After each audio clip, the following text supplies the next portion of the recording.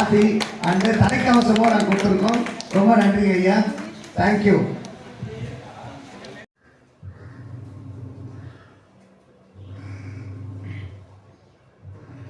வணக்கம் வணக்கம் ஃப்ரெண்ட்ஸ், எல்லாம் எப்படி இருக்கீங்க? நல்லா இருக்கீங்களா? டீ காஃபி சாப்பிட்டீங்களா?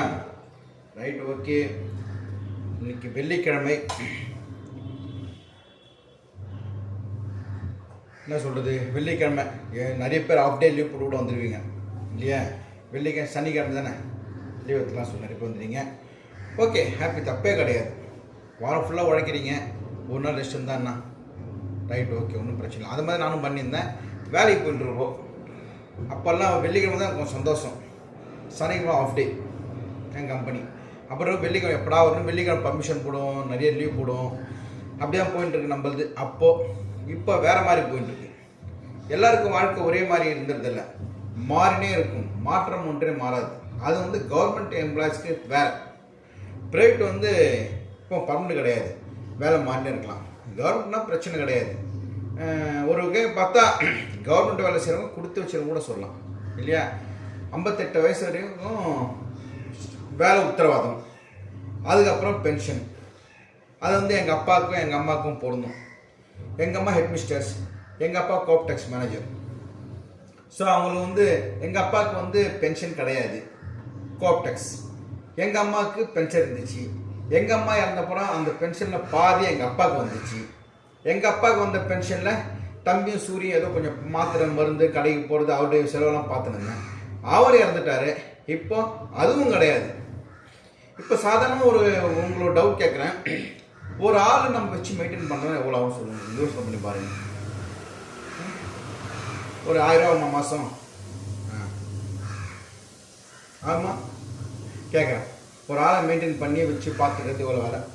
அது ஒரு வேலையாக பார்க்கல, இது கடமை. இது என்னுடைய கடமை, அண்ணனுடைய கடமை. தம்பியை பார்க்குறது அண்ணனுடைய கடமை. அந்த கடமை எனக்கு மட்டுமே சொந்தம் சொல்லிட்டு எங்கள் அம்மா அப்பா எங்கள் தலை எழுதிட்டாங்க போல இருக்கு. போட்டோம், காலங்கள் தான் பதில் சொல்லணும். போகிற வரைக்கும் போட்டோம். என்ன சொல்கிறீங்க? ஒன்றும் பண்ண முடியாது. அப்புறம் நேற்று காலையில் மனநல சிறுவர்கள் காப்பகத்தில் போய் ஒரு ப்ரோக்ராம் பண்ணிட்டு வந்தோம். ஒரு கலை நிகழ்ச்சி நடத்தி ஒரு அன்னதானம் பண்ணிட்டு வந்தோம். ரொம்ப சந்தோஷம், மனசுக்கு நிறைவாக இருக்கும். அது மட்டும்தாங்க மனசுக்கு நிறைவாக இருக்கும். ஓகேங்களா? ரொம்ப ஃபுல் சாட்டிஸ்ஃபைடாக இருக்கும். அவங்க ஒரு கலை நிகழ்ச்சி நடத்தி அவங்க கைத்தட்டதை பார்க்கறதுக்கு ரொம்ப சந்தோஷமாக இருக்கும். அந்த மனநல காப்பகத்தில் 2 பொண்ணுங்க, அக்கா தங்கச்சி. அக்காவுக்கும் மனநலம் சரியில்லை, தங்கச்சிக்கும் இன்னும் ஒரு 8 வயசு பொண்ணு, ஒரு 6 வயசு, 8 வயசு, ஒரு 7 வயசு. அவங்க அம்மா சிங்கிள் பேரண்ட்டு. அப்பா இறந்துட்டாரா இல்லை நான் கேட்கல. அம்மா சிங்கிள் பேரண்ட்டு. 2 குழந்தைய விட்டுட்டு அவங்க வேலைக்கு போயிருக்காங்க. காலை ஒரு 10-9 விட்டுருவாங்க, வேலைக்கு போடுவாங்க.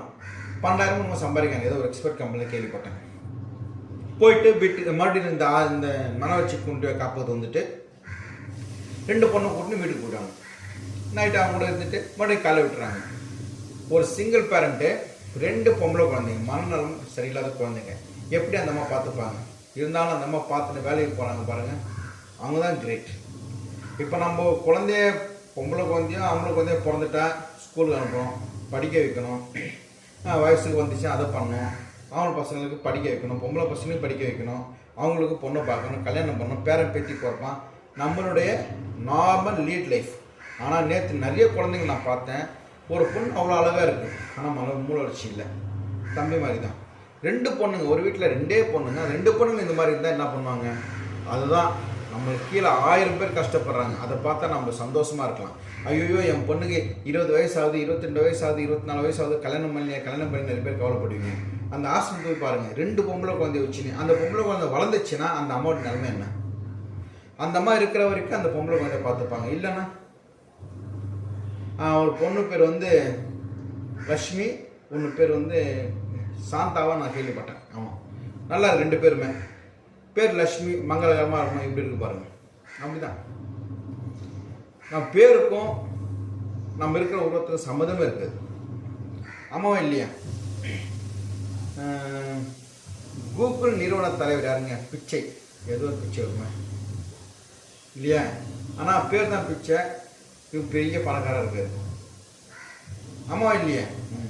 பேர் பேர் வந்து லட்சுமிபதினு இருக்கும், பிச்சைக்காரனாக இருப்பான். கோட்டீஸ்வரன் இருக்கும், பிச்சைக்காரனாக இருக்கும். கண்ணாயிரம்னு பேர் இருக்கும், அவனுக்கு கண்ணு தெரியாமல் இருக்கலாம். நடராஜான்னு பேர் இருக்கும், அவன் நடக்க முடியாது. ஃபார் எக்ஸாம்பிள் சூரியகுமார்னா ஒன்றுக்கு அதிபதி. சூரியன் மண் பளிச்சுன்னு பிரைட்டாக சுறுசுறுப்பாக ஓடி வர்றது இருக்கணும். ஆனால் என் தம்பி பேர் சூரியகுமார் இருக்கா? பேருக்கும் லைஃபுக்கும் சம்மந்தம் இல்லை. இதில் தெரியுது என்ன பண்ணுறது.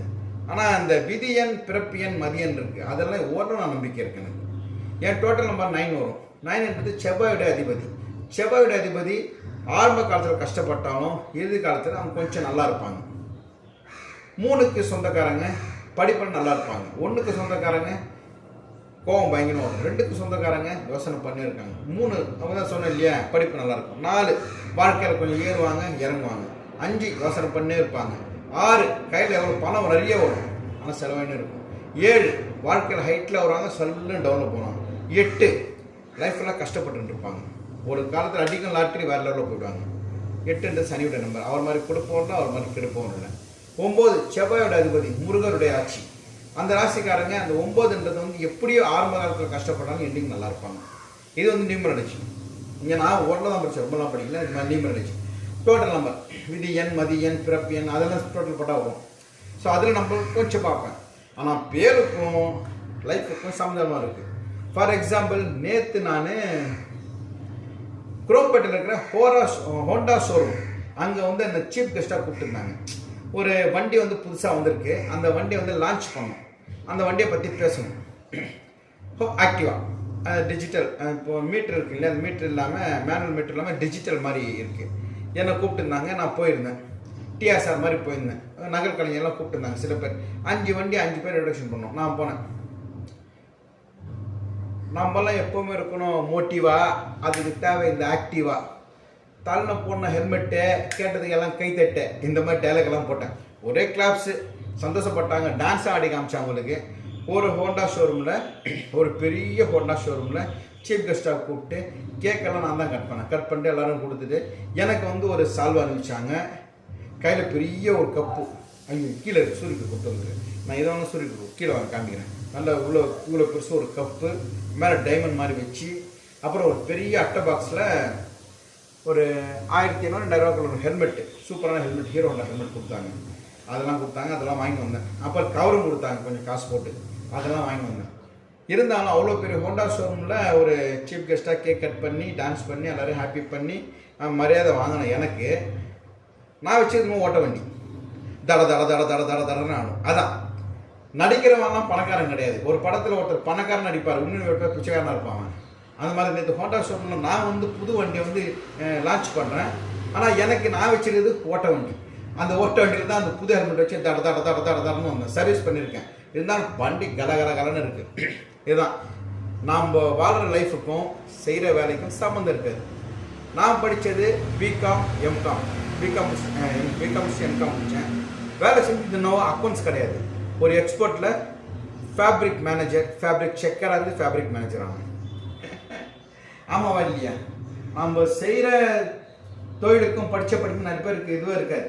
ஒரு சில பேருக்கு இருக்கலாம். அட்வொகேட் படித்தா அட்வொகேட் ஆகலாம், டாக்டர் படித்தா டாக்டர் ஆகலாம், இன்ஜினியர் படித்தா இன்ஜினியர் ஆக மாட்டாங்க. நிறைய பேர் இன்ஜினியர் படிச்சு இன்ஜினியர் இருக்காங்களா, ஜொமேட்டோ ஓட்டுறாங்க. எனக்கு தெரிஞ்ச ஃப்ரெண்டு ஒருத்தர், அவன் பையன் இன்ஜினியர் படித்து ஜொமேட்டோ ஓட்டுறான், வேலை கிடைக்காம. இன்ஜினியர் படித்ததுக்கு இன்ஜினியர் வேலையும் கிடைக்குது. ஆனால் ஒன்று, படித்ததுக்கே படித்த வேலை கிடைக்காது, வேற வேலை தான் செய்வாங்க. பேருக்கும் நம்ம இருக்கிறதுக்கும் சம்மந்தம் இல்லை. சொல்லிட்டேன் இல்லையா, நேற்று நான் ராஜ வாழ்க்கை, இன்னைக்கு நார்மல் லைஃப்பில் தட தடன்னு வண்டி போக வேண்டியது தான். ஓகேவா? ஒரு நிமிஷம் கூப்பிட மாதிரி இருக்கு, ஒரு நிமிஷம். ஓகே, நான் பேசணும் தோணுதானு பேசினே இருப்பேன். வாங்க கீழே போகலாம். நீங்கள் சொல்லுங்கள். தம்பி இருப்போம். ஓகே, அடுத்த வீடியோவில் பார்க்கலாம். தேங்க்யூ. சார்